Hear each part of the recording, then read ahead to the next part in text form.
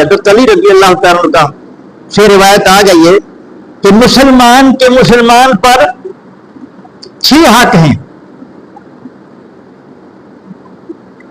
یسلم علیہ اذا لقیہ، کہ جب مسلمان سے ملے تو وہ اس کو کہے السلام علیکم. یہ مسلمان کا مسلمان پر حق ہے. وَيُجِيبُهُ، اور آپ کو کوئی سلام کہے تو اس کا آپ نے جواب دینا ہے. اذا دعاہ، ہاں، اور اگر کوئی آپ کو دعوت دے تو اس کی دعوت کو آپ نے قبول کرنا ہے.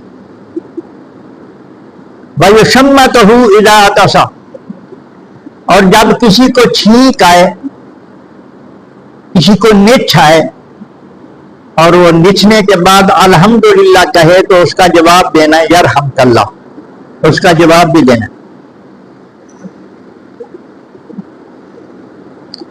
وَيَعُودُ اذا مَرِضَ، اور جب کوئی بیمار ہو جائے تو اس کی بیمار پرسی کرنی ہے.